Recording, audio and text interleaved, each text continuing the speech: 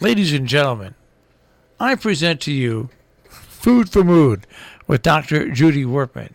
Judy is the co-author of the Serotonin Power Diet, serotoninpowerdiet.com. Also author of Simon Loses His Tummy. Good morning, Dr. Wurtman. Good morning, and I have to say, I was listening to your discussion, and I agree totally. I had the same response you did, Marshall, when they played Hail to the Chief, when they took the casket out of the hearse, and I had the same feeling. The hairs at the back of my arms also stood up, and I thought that is exactly what they should have been doing.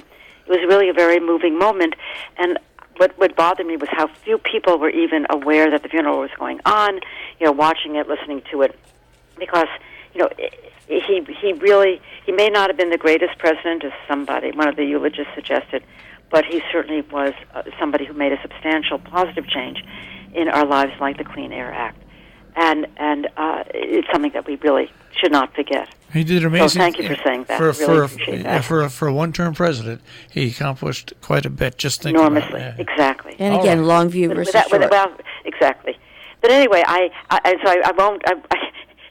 On to something not quite so uplifting, as it were. And thank God, President Bush, lived a very, very long life. But something that Jill and I have discussed a little bit earlier this week was that many people are not given that possibility of living such a long life because they're diagnosed with a disease like cancer, certain kinds of cancers that really don't have a very good outcome, even though there have been enormous strides in cancer chemotherapy or other kinds of therapy over the last 5 or 6 years.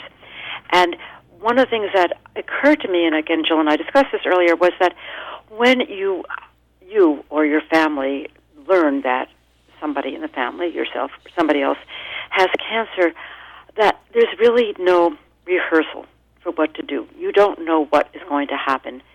You know all the stuff that the oncology department tells you you're going to be going through, the consultations, the MRIs, the CAT scans, the radiation, if that's relevant, or the chemotherapy, or the operation, or even new research protocols that you may be able to enter and have the possibility of at least a remission, if not a cure, that might not have been possible 5 years earlier.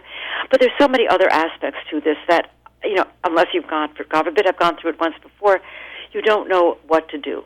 And oftentimes family and friends just are not able to help you go through this. This came to mind because a friend of mine was diagnosed with pancreatic cancer, with a terrible diagnostic outcome, pretty advanced. And she's always been one of these incredibly upbeat people, and she laughs, and this is okay, and I'll get through it. And I love having visitors, and all her friends said, wow, she's such in good humor, we're just going to go over and chit-chat about the world events. We don't really have to talk to her about her disease. Then all of a sudden she said, oh, I really like going to chemotherapy. Why? Because I'm surrounded by other people who know exactly what I'm going through, and they tell me their stories, and I tell them my story, and we support each other. And I thought, oh, good grief. We are clearly not supporting this woman at all, not the way the other patients are, and we don't really even know how, because, again, we've had no rehearsal time to deal with this. And then it occurred to me that there are all these other, sort of side problems that come up, ancillary problems that come up, like what do you do about the labyrinth of medical bills, and how do you arrange maybe transportation for radiology every day, or how do you deal with some of the side effects? Because oftentimes your oncologist is not your primary care doctor and really doesn't pay attention to, should I get a flu shot or not? Or, gee, I think I sprained my ankle. Should I do something about it? Because that your oncologist is concerned with your cancer, period. And I was thinking about how do you get help for people like this? Because, again, the friends and family can't always be reliant. We don't know what to do. And I was thinking about what happens to somebody who's going through something for the first time, and that is pregnancy. Until you've had a baby, you don't know what is going to happen. You can read all the books in the world. You don't know what's going to happen. And you don't know what's going to happen after the baby is born either. It's like people sometimes leave the house without getting a babysitter because they forget they have to get one. And for many years, we've had somebody called a doula, D-O-U-L-A, who's sort of a non-medical person who is there. You probably have to pay for her, but is there to sort of help you along the way and tells you what you have to do, whether buying diapers ahead of time or what do you do if you can't stop throwing up from morning sickness. And I thought maybe oncology departments should have somebody like that who knows what is going to happen, who knows when to intervene to help you and when not to, who knows what, almost like a social worker but without the necessity of that degree. Who do you call? Who do you call for a hospital bed? Who do you call to get a ride back and forth to the radiology department? Who do you call if you really are having a horrible side effects from the chemotherapy and you haven't eaten for 2 weeks and you're dehydrated? Because oftentimes you can't get that kind of information even from your physician who is very busy, so you almost need somebody to call for you.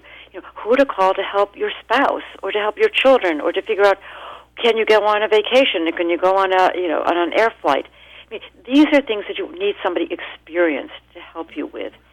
And so we just, unless this is the second time around for all of us, we don't know what is going to come down the road. Right, or what to expect or how to manage it. No, basically a healthcare doula, a health... yes, exactly. But specializing in a particular disease, obviously.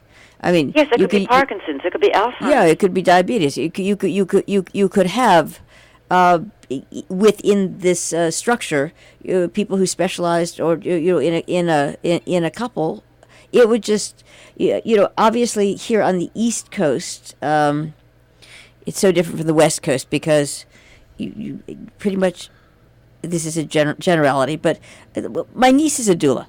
It just and knows many because there is a whole almost a movement. Well, it's interesting you say that, and you're talking about this because a classmate of mine, Lynn Martorell, just became a doula to serve this area.